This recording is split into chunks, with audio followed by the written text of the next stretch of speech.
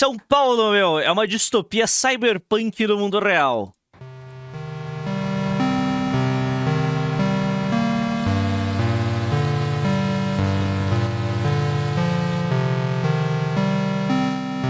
Ah, São Paulo é uma distopia cyberpunk no mundo real, meu.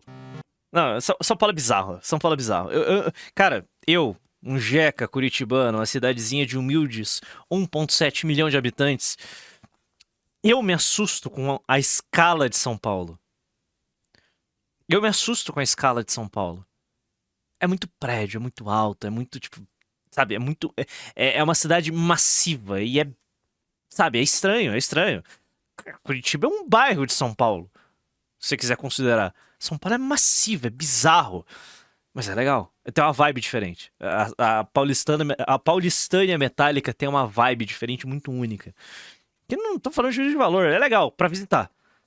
Pra visitar São Paulo é muito legal. Beleza? Pra visitar São Paulo é muito legal. Visitar é muito, muito legal. Mas morar não. Eu não moraria em São Paulo. Eu tô a 6 horas de São Paulo. Qualquer coisa... Ônibus, porque é preguiça, né? Pagar passagem de ônibus, de avião pra São Paulo, meia hora de voo é foda, é caro pra caralho. Então, tipo, morar em Curitiba e ir para São Paulo de forma regular ali pra trabalhar, resolver alguns problemas, muito de boa.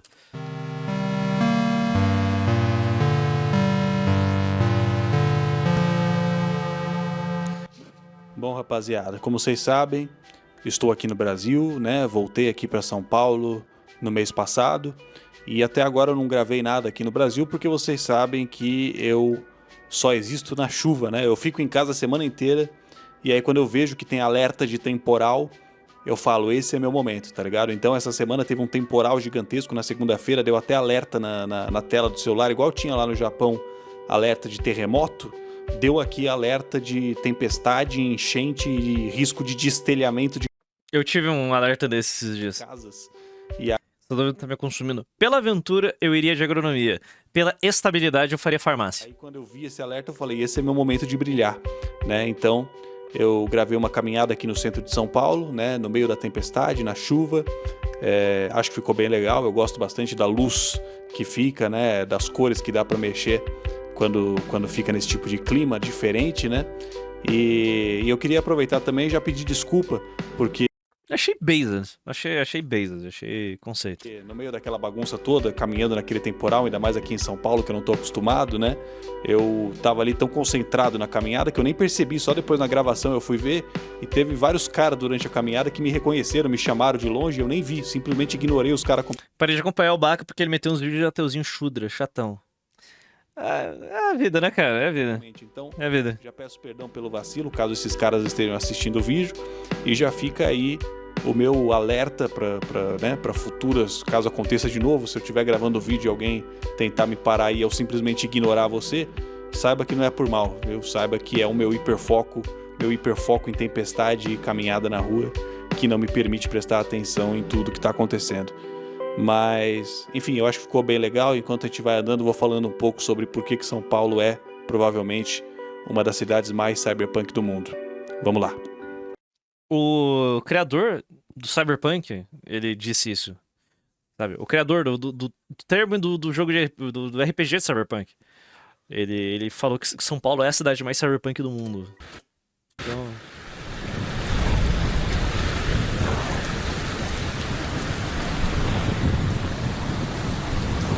É liberdade, meu! Isso é uma coisa que eu já vi muita gente falando. Eu acho que eu mesmo já cheguei a falar isso alguma vez. Inclusive, eu imagino que já tenha gente com o dedo nervoso aí, com o dedo coçando, para comentar exatamente isso aqui nesse vídeo, só de ter lido o título. Que é aquela máxima, né? Sempre que alguém fala que São Paulo é uma cidade cyberpunk, surge aquela máxima de que São Paulo não é uma cidade cyberpunk, é uma cidade só punk mesmo, né? São Paulo não teria, supostamente, a parte cyber do cyberpunk, né? E isso acontece principalmente por conta da estética dos filmes, dos desenhos, dos jogos, né?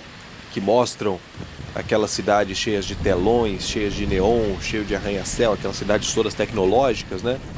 Que acabam lembrando muito as grandes cidades da Ásia ou a Times Square mesmo de Nova York. E São Paulo realmente não tem essa estética, né? Tanto por uma questão cultural mesmo, como também por conta da Lei Cidade Limpa que tem aqui desde É 2007. uma bosta. Que Não, a lei Cidade Limpa é uma das grandes cabacices, imbecilidades que você pode imaginar na cidade. Ah, vou proibir painéis. Tipo, mano, vai tomar no seu cu, beleza? Vai se fuder, proibir painel, neon, vai ser. E tipo, São Paulo tem sim uma vibe cyberpunk. Tipo, essa foto de cima que viralizou uns dias atrás no Twitter, tipo, mano. Cara. Isso é belo. A seu próprio modo. Não reagi a esse vídeo. Isso daqui é belo ao seu próprio modo. Beleza? Tipo, e é a vida. Simplesmente é a vida. Isso é do caralho. Beleza? Essa foto é a definição de paulistana e metálica. Mas sim, São Paulo tem uma vibe cyberpunk. Não tem como negar. Dito isso, tem que proibir o cracudo e liberar o painel de volta. Esse painel de LED. proíbe, né? Aí se fosse Tóquio, nego fica babando por Tóquio, mas não, São Paulo não pôde. De publicidade Fala, BH. excessiva aí e tudo mais, né? Mas eu sinto realmente, né, que nos Tem que proibir o mendigo e o cracudo. últimos anos o cyberpunk ele veio passando por esse processo de despolitização, tá ligado? Tem muitas obras genéricas hoje em dia, né, que se autodenominam como sendo cyberpunk só porque a história acontece em alguma cidade cheia de neon, tá ligado? Então, eu acho que é comum que as pessoas venham entendendo o cyberpunk ou associando o cyberpunk só com a estética mesmo, né, como se fosse só uma estética vazia, e as pessoas acabam ignorando toda a crítica política, toda a crítica social que tem por trás, que deveria ter por trás de toda obra que se autodenomina assim, né? É absurdamente bonito. Se a gente for levar em consideração... Fora o filtro foda que ele colocou. Tipo, cara, tratamento de imagens desse vídeo aqui tá espetacular. Eu nunca consumi os vídeos dele. Isso aqui tá muito foda, tá muito bonito. mais conceitual do cyberpunk, né? Além de qualquer questão estética, ignorando qualquer questão estética, São Paulo é muito mais cyberpunk São Paulo. do que Hong Kong, né? Que são duas cidades que são usadas como referência e que são duas cidades em que eu já estive, inclusive, né? Tem vários vídeos sobre elas aqui no canal. E mesmo tendo morado em Tóquio por todo esse tempo, pra mim é bastante claro que São Paulo é muito mais cyberpunk Eu defendo São Paulo, bem longe de mim. Eu não moraria nem fudendo. do que Tóquio, tá ligado? Na verdade, a maioria das histórias cyberpunk acontecem em cidades decadentes, né? Em sociedades atrasadas, né? Cidades onde a gigantesca maioria da população Bakagaijin. tem acesso a tecnologias defasadas, tecnologias antigas, tecnologias antiquadas, tá ligado? A questão é que, como essas histórias acontecem no futuro, mesmo as tecnologias antigas, as tecnologias antiquadas que são mostradas nessas histórias, já são mais avançadas do que as tecnologias que a gente tem hoje aqui no mundo real, tá ligado? E isso que acaba causando a impressão das pessoas de que uma cidade cyberpunk seria uma cidade extremamente tecnológica, tipo Xangai, tá ligado? Mas Xangai não é cyberpunk. Xangai é uma cidade extremamente moderna, né? Uma cidade que tem infraestrutura, que tem tecnologias de ponta do nosso tempo. E uma cidade cyberpunk é uma cidade literalmente atrasada, né? Tecnologicamente falando, socialmente falando mais ainda. E é uma cidade onde só uma elite muito pequena e muito rica tem acesso às comodidades da tecnologia. E Ele cresceu no YouTube fazendo um bait pra punheira. isso a gente Nossa, que tem em tristeza. São Paulo, né? Isso a gente tem em São Paulo de sobra. Aqui em São Paulo a gente tem CEOs indo de casa pro trabalho de táxi aéreo, né? A gente tem empresas de táxi aéreo, de helicóptero, né? Que levam os caras de casa pro trabalho, né? É um tipo de empresa que, assim, 99% da população de São Paulo não tem acesso. E é uma empresa destinada só a uma elite muito pequena, e é um serviço extremamente tecnológico, né? Você poder voar pela cidade, tá ligado? Pra ir pra casa, pra ir pro trabalho. Aqui em São Paulo a gente tem também esses condomínios de luxo que tem essas empresas de segurança privada. Eu já vi casos de empresas de segurança privada que usam drones de vigilância para fazer rondas automatizadas ali de tempos em tempos para checar os arredores, né? É maluco. Mano, você ir pra balada de helicóptero é um flexing. Que pariu, né, velho? Eu falo o quê? O que eu posso falar? Nada, eu só simplesmente aceito a realidade. O Betinha de Ferrari, né, mano? Não tem como impressionar ninguém. O matagal, às vezes, que tem atrás do condomínio para ver se não tem ninguém, né? Câmera com reconhecimento facial e tudo mais. Então, parafraseando o William Gibson, né? O futuro ele tá aqui, ele só não tá bem distribuído, né? O futuro está aqui em São Paulo também. Ele só não está bem distribuído, ele só não é acessível para a maioria das pessoas. E isso é cyberpunk. Exatamente isso é cyberpunk. Cyberpunk é desigualdade, cyberpunk é feio, né? Eu queria ver nesse filtro de imagem que o cara tá mostrando. Cara, compra um óculos de sol com esse filtro, pô. Ninguém quer viver numa cidade cyberpunk, ninguém deveria querer viver numa cidade cyberpunk. Se as pessoas querem viver, é porque elas estão entendendo errado, né? A mensagem que as obras estão passando está errada. E eu acho que parte dessa romantização que a gente tem hoje em dia vem justamente da despolitização do gênero, né? Quando você tira a crítica, acaba sobrando só a estética, né? E aí fica essa impressão, como se Tóquio, como se Xangai, que são cidades extremamente desenvolvidas, que têm qualidade de vida muito boas, fossem cidades cyberpunk, quando na verdade São Paulo sim é muito mais, tá ligado? Inclusive, é interessante isso porque muitas dessas histórias, a maioria delas provavelmente, que nem o Blade Runner mesmo, Neuromancer, o próprio 2077, né? Essas histórias elas se passam em cidades americanas, cidades nos Estados Unidos. Algumas delas são fictícias, algumas delas são cidades reais, né? Mas são sempre nos Estados Unidos. Só que vale a pena lembrar, isso é uma coisa que eu já falei aqui diversas vezes, que todos esses universos eles foram criados nos anos 70 e 80, que era quando o Japão vinha passando pelo milagre econômico, né? E naquela época... Está chovendo aqui, peraí. Pô, altamente imersivo esse vídeo. Só um segundo. Não, pariu. 100% de imersão, tive que fechar minha janela. Ele estava aberto. Caralho, do nada. Do nada. Na época, os economistas diziam, muito ingenuamente, diga-se de passagem, né? Que em breve o Japão ultrapassaria os Estados Unidos e se tornaria a maior nação do mundo. Então, olha só, né? Os Estados Unidos, dentro do contexto Olha, o arquirrival, ficcional o Milk Moo. dessas histórias, os Estados Unidos não é mais o centro do mundo. Os Estados Unidos não é mais o império dominante. Ele é um país de capitalismo dependente, é um país dominado pelas corporações japonesas. Na verdade, parte da crítica do cyberpunk é demonstrar exatamente isso, né? É mostrar como seria para os Estados Unidos provar o próprio veneno. Porque no mundo real, né, as corporações americanas estão aí espalhadas pelo mundo todo, né, extraindo riqueza de países menos desenvolvidos, né? E o consumismo americano é sustentado com base nessa exploração de países menos desenvolvidos por parte... Exatamente, é isso que o Brasil tem que fazer. É exatamente isso que o Brasil tem que fazer. das corporações. Tá ligado? A gente tem que mandar os nossos Daibatsus sodomizar o continente africano. É isso que a gente tem que fazer. E o resto do Lalatã. Tá entendendo? Esticar os nossos. Começar. Passar a resolver os problemas internos e depois lançar os nossos tentáculos pra esses países de merda. As neobandeiras serão a ponta de lança desse processo. Então essas histórias, elas mostram como seria se o Japão tivesse feito a mesma coisa com os Estados Unidos, né? Se os Estados Unidos tivesse sido colonizado culturalmente por meio das corporações japonesas instaladas lá, né? É algo que não aconteceu. Eu acho que há necessidade de fazer de caso pensado uma grande análise da nossa cultura pra, sabe, chegar num grande acordão com barões da mídia aqui no Brasil, se eles não forem simplesmente substituídos, mas chegar num grande acordo com os barões da mídia aqui, tipo, o que o Brasil vai exportar como soft power, sabe? A Coreia do Sul é isso, cara. O K-pop coreano é nada mais nada menos que o soft power do governo coreano, sabe? É uma grande operação que envolve Estado e iniciativa privada. E tipo, é isso. O que a gente vai exportar pra fora?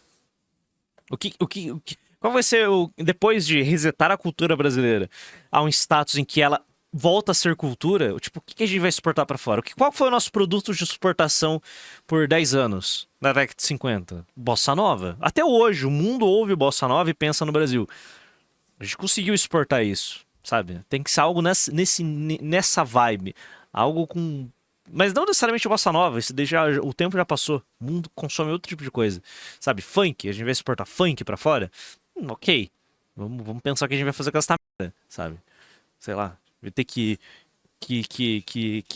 limpar o funk pra poder exportar? Sertanejo pode ser? tem que fazer alguma coisa, sabe? Tem que ser de caso pensado mesmo. Não pode ser, é orgânico, vai acontecer naturalmente. Não, não foi. Isso tem que ser de caso pensado, sabe? Começar a tocar esse soft power nosso. E tipo, cultura de consumo mesmo. Eu não tô nem entrei na seara de exportar os nossos produtos pra fora. Os Estados Unidos se manteve até hoje a hegemonia global, né? A maior economia do mundo até hoje. Gringos usam funk em edit. Sim, mas não é o funk que a gente escuta. Cara, já parou pra pensar que o funk que você vê em TikToks não é o mesmo que você vai escutar numa balada? Tem uma dissonância. O funk que o gringo ouve é um funk com batida de punk. É isso. É outra coisa.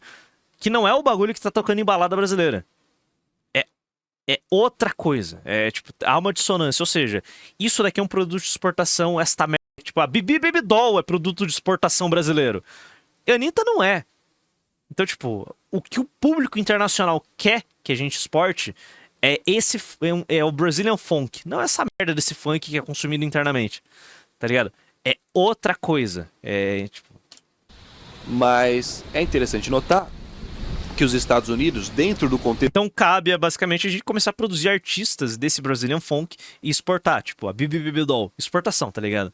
Coloca a grana, manda pra fora, deixa estourar lá fora. Nosso soft power, tá ligado? Aí o gringo consome esse slop que a gente tá mandando pra fora e passa a consumir os nossos produtos com valor agregado, tá ligado? É basicamente uma venda casada. Você come esse slop e depois você recebe um produto com valor agregado. E vamos jogar esse jogo, tá ligado? Que nem a Coreia do Sul faz. Texto ficcional dessas Pronto. Ah, Anitta. histórias, os Estados Unidos estaria numa posição muito parecida com a que o Brasil está hoje, tá ligado? O Brasil, sim, é um país da periferia do capitalismo, um país muito pouco industrializado, né? Um país que fica ali orbitando as grandes economias. Cara, a gente tem que exportar também alta cultura. Eu usei esse termo uma vez, alta cultura, e me xingaram nos comentários, mas foda, eu tô sentindo a mais jeca possível. A gente tem que exportar alta cultura. MPB é uma bosta. Bossa nova é aristocrático. Isso a gente tem que voltar a exportar. Beleza. Aí é fomento de bossa nova, criar algo reviver esse gênero que tá morto. Tá morto. O MPB matou a bossa nova. A gente tem que reviver esse gênero e começar a exportar isso pra fora. Economias, assim como nas histórias. Exportar Machado de Assis, os nossos clássicos, exportar novos autores, sabe? Tipo, a gente tem que... Realmente, é uma operação mesmo grande que vai ter que envolver o Estado e a iniciativa privada para começar a exportar cultura e a gente começar a espalhar o nosso soft power pela Latam e pela África. Sim, para o terceiro mundo. A gente vai exportar para o terceiro mundo. Foda-se a Europa, foda-se os Estados Unidos, depois a gente pensa neles. Mas o terceiro mundo a gente tem que comprar. A gente compra o terceiro mundo com cultura, impõe cultura no terceiro mundo, a nossa, e depois exporta os nossos produtos para o terceiro mundo, para depois pensar em chegar no primeiro mundo. Os Estados Unidos estariam orbitando o Japão, né? Começar a samplear a bossa nova, tá ligado? Sabe, vamos ver o que faz. Então, há de se imaginar. O bom do funk, por ser uma música eletrônica, ela pode ser direitista. Eu não vou ficar desenvolvendo uma tese de esquizo que eu tenho aqui, mas por ser música eletrônica em essência, a gente pode exportar nos nossos termos e não nos termos do inimigo, sabe? Vamos ver o que vai acontecer. Que a situação socioeconômica dessas cidades americanas que são retratadas... O funk de Shudra a gente criminaliza e destrói. O funk eletrônico a gente começa a capitalizar e exportar nos nossos termos. Essas histórias seria muito mais parecida com a de São Paulo, que tá no... E destrói, eu tô falando em termos, tipo, não, a gente não vai colocar grana nessa porra. País periférico. Porque é a música do inimigo. Do que com a de Nova York ou a de Tóquio, tá ligado? A gente exporta prog, a gente exporta música eletrônica pro mundo inteiro. Tanto é... Parda, é possível fazer as compras do mês com R$200? Não, não é possível. Mas o primo rico fala que dá. O próprio Mike Pondsmith, que é o criador do Cyberpunk 2020... Tanto é que o próprio Mike Pondsmith, que é o criador do Cyberpunk 2020, que serviu de inspiração para o 2077, né? Ele já chegou a dizer num post do Reddit que quando ele descreveu Night City pela primeira vez, ele imaginou algo muito parecido com São Paulo, né? Ele literalmente citou São Paulo como uma das principais inspirações dele lá nos anos 80, na hora de criar Night City. Então, né, quem somos nós para dizer que São Paulo não é cyberpunk? O problema é que nem eu falei, né, provavelmente Isso não é elogio. Scott lá no Blade Runner vendeu muito mais, né? As pessoas ficam deslumbradas com aquela, né, aquela cidade-zona, com aquelas luzes e tudo mais. Você tá entendendo? Esse passo bem solto, se eu não me engano, virou trend, chegou a top 1 em muitos países. É a porra do italiano que só fez um slopzão de IA. Tipo, os gringos já entenderam qual que é o que que é. Os gringos entenderam, porque é uma matemática muito simples. Funk é uma batida muito jeca, muito dançante, é muito simples. Então os caras já estão pegando o nosso slop e vendendo pra gringo. Tipo, caralho. E a gente não tá weaponizando essa bosta. A gente tá pegando essa merda e utilizando como soft power pra vender o Brasil e depois socar os nossos produtos nos gringos, tá ligado? Valorizar nossa marca. Ah, mas é slop. Caralho, os gringos vendem slop pra gente, eles vendem os produtos logo em seguida. Ou vocês acham que pop americano é algo de valor? É uma bosta, mano. É slop, caralho. Beleza? Então a gente tem que vender slop pra fora. K-pop, vai tomar no cu. Tá ligado? É lixo que as pessoas querem consumir. Então a gente vai vender lixo.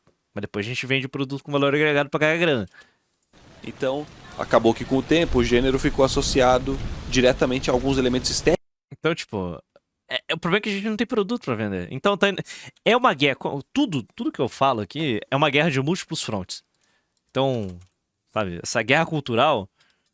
A guerra cultural é também parte da disputa de mercado internacional também. Aí, ó. Sim, essa aí, ó. Isso aí, ó.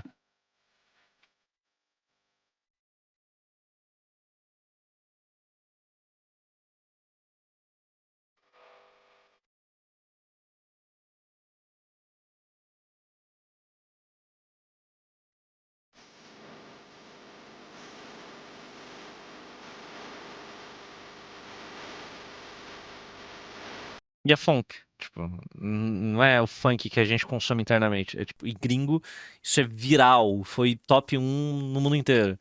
É tipo, 39 milhões de views. Um AI slop italiano.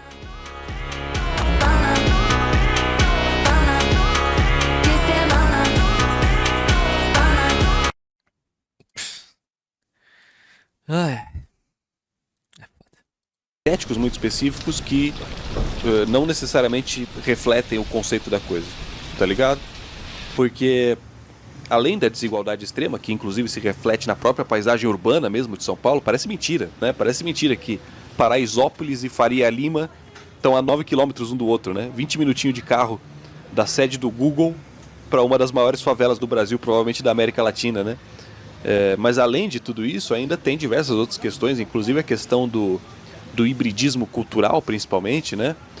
O Brasil é um país muito diverso. O Brasil tem a maior comunidade japonesa fora do Japão de todo mundo, né? E a maior parte dessa comunidade está aqui em São Paulo, lógico, no bairro da Liberdade. Que a gente acaba... Olha, Murilo Love Shudra. O que você é Love Shudra? Tem que exportar Brasil com S, soberania, barco cheio de mijo, Kaiser quente, vira-lata, filtro de barro, prato marrom, isso aí, cheira sovaco.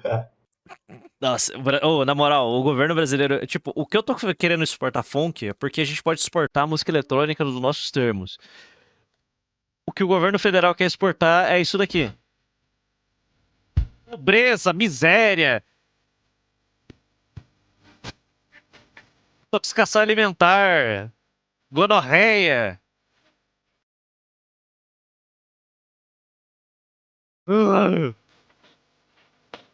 Tétano, suor, pobreza. Não dá. Não dá. Tipo, o governo brasileiro quer exportar tudo que é de ruim. Tipo, a gente tem que exportar o slop, mas a gente tem que exportar a alta cultura também, sabe? Bons autores, bossa nova de volta, tá ligado? É complicado. Acabou de passar. A mesma coisa com a comunidade libanesa. Inclusive, Se a gente pegar toda a comunidade libanesa do Brasil, contando com os descendentes, né, que já nasceram aqui, o Brasil tem mais libanês do que o próprio Líbano, para vocês terem uma noção, né? Isso é bizarro. A comunidade libanesa Os libaneses controlam o Brasil. no Brasil é maior do que a população do próprio Líbano, né?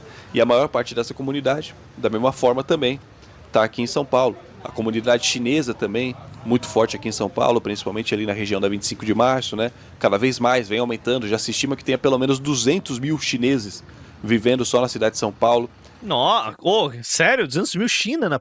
Cara, Coreanos lá do Bom Retiro, dos italianos lá do Bexiga, dos angolanos, né? Outros povos da África, outros povos da Europa. Enfim, é uma cidade extremamente multicultural e a forma como essas culturas interagem e se mesclam mesmo, né? Dentro esses povos semitas. de um cenário de desigualdade extrema como é o daqui de São Paulo, é muito cyberpunk, né? Isso é muito cyberpunk. Principalmente na região do centro, nesses bairros com maior incidência histórica de imigração. É muito comum, né? Você tá andando na rua, você escuta alguém falando árabe numa orelha, alguém falando mandarim na outra orelha.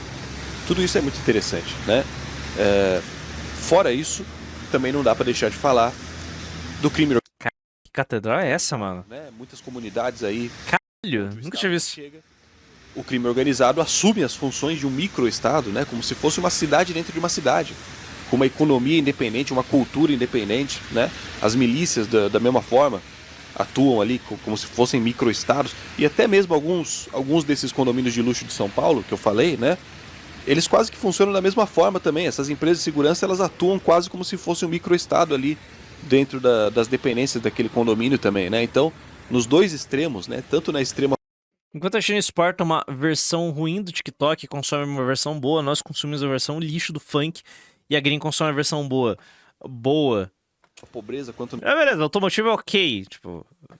na extrema riqueza, Mas a gente tem a formação desses microestados, dessas... essa é a catedral da Sé. Viagem quase como se fossem cidades dentro de cidades, né? Culturas, microculturas dentro de culturas maiores, né? Tudo isso é muito interessante, porque o cyberpunk, ele é descrito por alguns autores como sendo a retratação de uma distopia pós-moderna, né? A pós-modernidade é o período da história em que a gente está vivendo, né? É o período pós as grandes guerras, pós as grandes ideologias do século XX, e uma das principais características desse nosso tempo é a fragmentação, né? É a rejeição de grandes narrativas unificadoras, né? Um niilismo estrutural, um fatalismo enraizado, né? Aquela sensação de que o mundo é uma merda e não tem nada que você possa fazer para mudar, né? Isso é muito Nossa, eu falo um pouco disso. cyberpunk, né? E no vácuo que se forma, Ele que disse. Ele disse.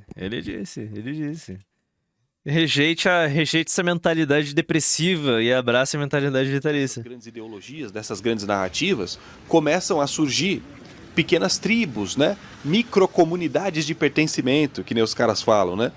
Esse é um comportamento que é ainda mais amplificado pela internet, pelos algoritmos, né, que separam as pessoas em bolhas de interesse, e aí você fica só naquela bolha, você, né, a sua opinião bate na parede e volta pra você, só fica Eu já cansei de fingir que eu não gosto de ficar embolhado. reverberando ali dentro daquela bolha, né? E você tem a impressão de que a sua bolha é o mundo inteiro, né?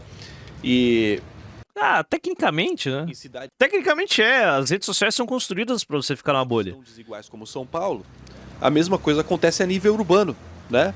A vida de um morador da Vila Olímpia é tão diferente da vida de um morador da Brasilândia que eles são estrangeiros um pro outro, tá ligado? Mesmo estando morando ali a poucos quilômetros de distância um do outro. Eles têm culturas diferentes, eles vivem em bolhas completamente diferentes, e a experiência de São Paulo de cada um deles é completamente diferente, tá ligado? Essa é mais uma característica que faz de São Paulo muito mais cyberpunk do que Tóquio ou do que qualquer outra cidade de qualquer outro país desenvolvido, né? Uma distopia pós-moderna, uma cidade completamente fragmentada, socialmente falando, né? E a forma como a tecnologia é apropriada por essas diferentes bolhas é que torna isso cyberpunk, né? Que nem a gente falou, né? Tem gente que vai de helicóptero Radiohead, essa vibe. pro trabalho, enquanto a gigantesca maioria da população tá ali espremida num busão que vai quebrar no meio do caminho e vai ter que parar na enchente, tá ligado? Isso é cyberpunk, né? E ainda sobre isso, todo o submundo também, né? Que se forma dentro dessas bolhas, essas economias paralelas, o tráfico de drogas mesmo, o tráfico de armas, prostituição, a corrupção mesmo, né? a marginalidade como um todo, tudo isso também acrescenta. Na verdade, a maior parte dessas histórias, elas focam justamente nessas questões do submundo, né? Então, né, por mais que o background ali seja uma cidade toda tecnológica e cheia de telão, né? A história realmente, as histórias cyberpunk acontecem em cidades como São Paulo e não como Tóquio, né? Ia ficar bem bonito, um monte de painel de LED, de neon nessa Mas, porra mesmo. assim, né? Quando a gente tá falando de distopias desse tipo, Parado, quando deve ir de Paraisópolis, tem uma estética única, andar pelas ruas daquele lugar é revigorante. Eu agradeço o convite, mas eu o dispenso. principal que não pode se deixar de falar é, no fim das contas, sobre como as grandes corporações atuam sobre a vida das pessoas, manipulam as pessoas, exploram as pessoas, oprimem as pessoas, né? E o caso da Enel aqui em São Paulo é muito simbólico, né? A Enel é uma empresa privada italiana, né? Que hoje é a única distribuidora autorizada de energia elétrica aqui de São Paulo, né? Ou seja, É muito bom, serviço né? essencial da cidade, um serviço que todo Boa. mundo precisa, né? Eletricidade, Boa, São Paulo. Vocês puta vendo, hein? completamente monopolizado por uma empresa privada estrangeira, né? Tanto que em 2023, 2024, São Paulo passou ali por longos períodos ali de apagões, né? E a empresa não foi responsabilizada direito, porque, né, afinal de contas, ela é a única que presta esse serviço por aqui, então ela não precisa se preocupar tanto assim com a qualidade do serviço, né? Porque ela não tem concorrência, ela não tem com o que se preocupar, né? E teve um outro caso que me chamou Privatizar monopólio natural, mano. Nossa, eu já defendi isso, cara. Nossa, que vontade. Puta que pariu, velho. Ai, caralho, eu já defendi essa merda. Meu Deus do céu. Puta que faria fazer sentido, mano. Nossa, eu já defendi. Ai, cara. Nossa senhora, realmente. Puta que pariu, eu já defendi a privatização de monopólio natural. É que a questão da privatização, a competição de distribuição. Nossa, eu racionalizava a competição de distribuição de energia e água.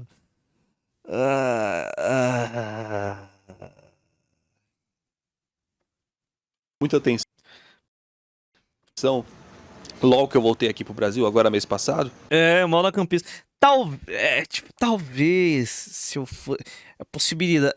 Talvez a privatização de energia e água pudesse ser feita em escala de micro-regiões dentro de um estado.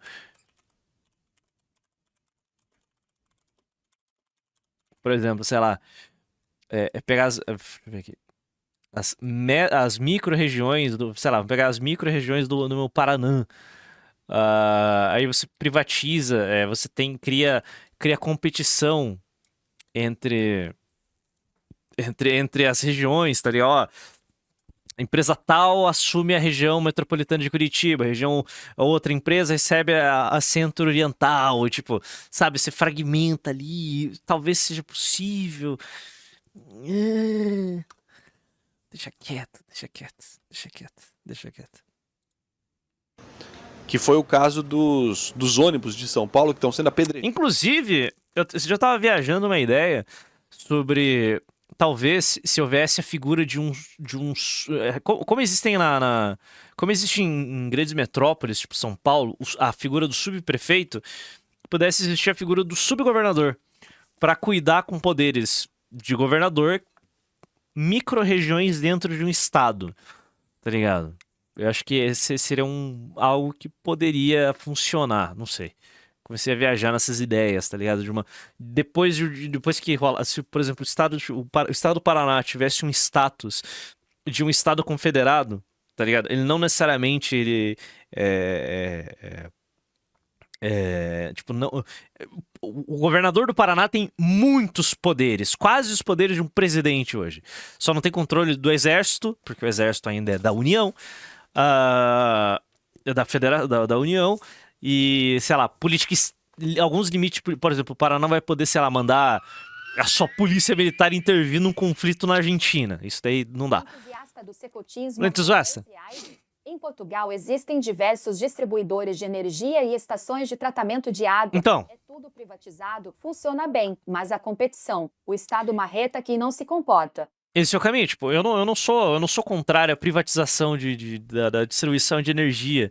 Só que a forma que o Brasil faz é uma meio jeca, tipo, vou privatizar, mas mantém o monopólio. Tipo, não, tem que privatizar e quebrar um monopólio. Como que você vai fazer isso? Não sei, vamos entrar no debate, vamos negociar aqui o que pode ser feito. Sei lá, vamos fragmentar. Ó, monopólios existem dentro de micro-regiões, tá ligado?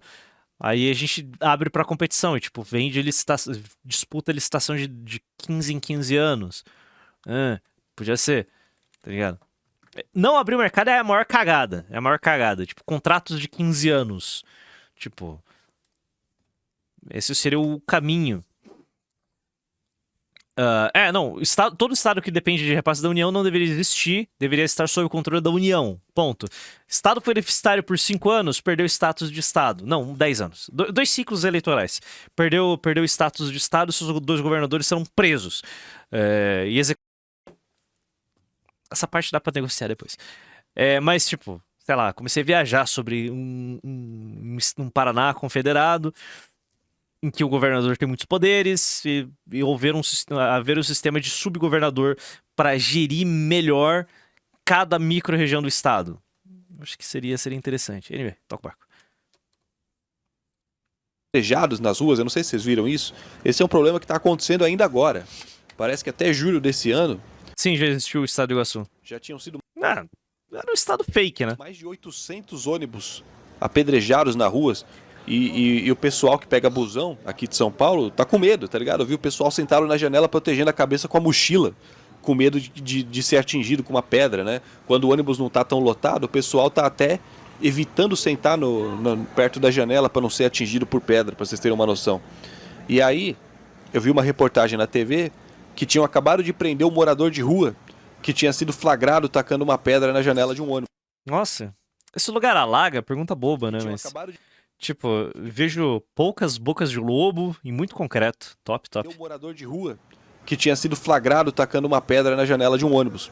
Aí perguntaram pra ele por que ele tinha feito isso, ele disse que não sabia exatamente o motivo, ele só disse que um cara Alaga? Que legal.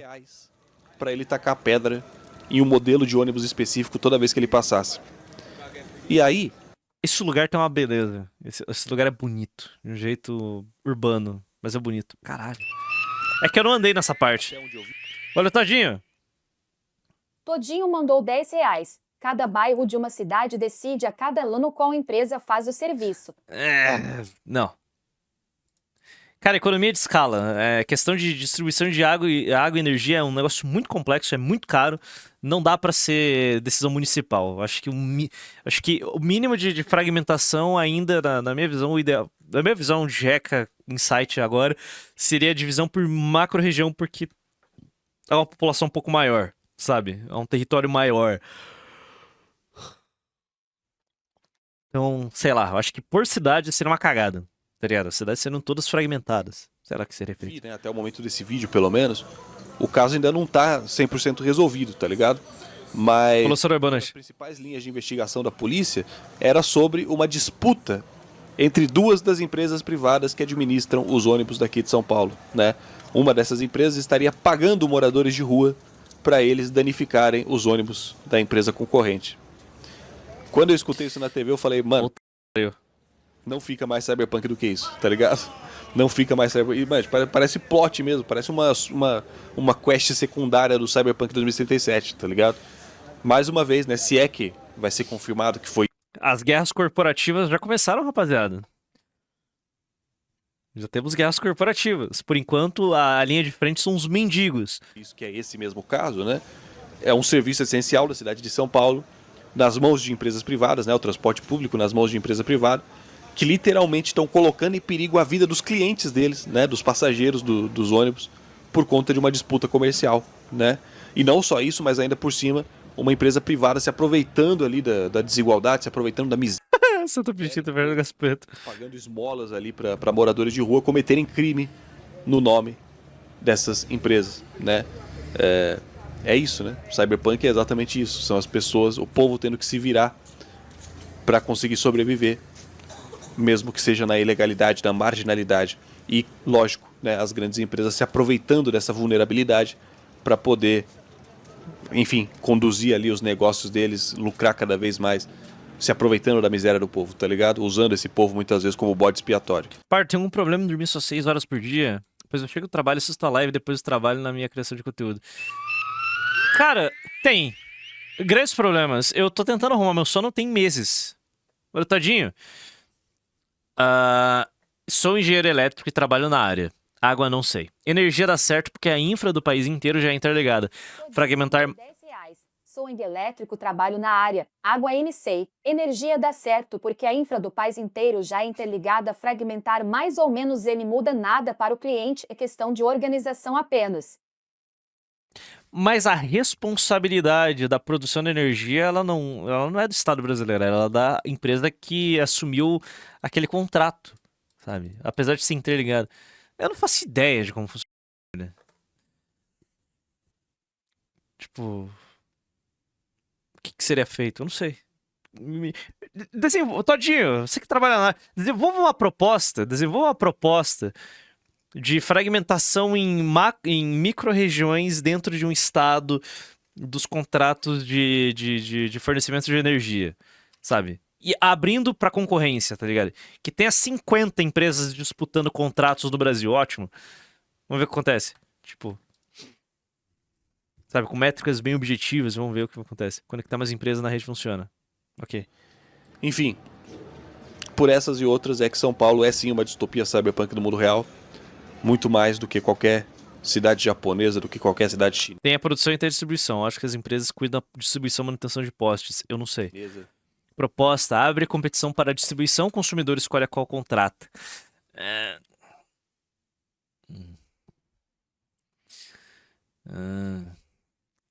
Eu não sei a viabilidade técnica de uma porra dessa. A fiação é responsabilidade de todas. A prefeitura negocia metas de obras de fiação e aplica multa que é dividida em todas. Distribuidoras vigiam uma outra porque se uma fizer besteira, a fiação todas são multadas. É dividida em empresa geradora, empresa transmissora e empresa que vende para o consumidor final. Puta que pariu. Eu não falo... Mano. Estou absolutamente off dessas questões. Ou americana jamais poderia ser. Se bem que os Estados Unidos também é mais fácil dividir isso por zona. não tá tão longe assim, né? Mas é isso. Espero que vocês tenham gostado. Desculpa aí qualquer coisa. Espero que vocês tenham gostado da chuva do temporal. E é nóis, mano. Beijos.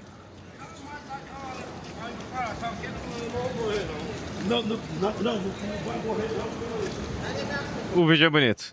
Esse vídeo é bem gravado.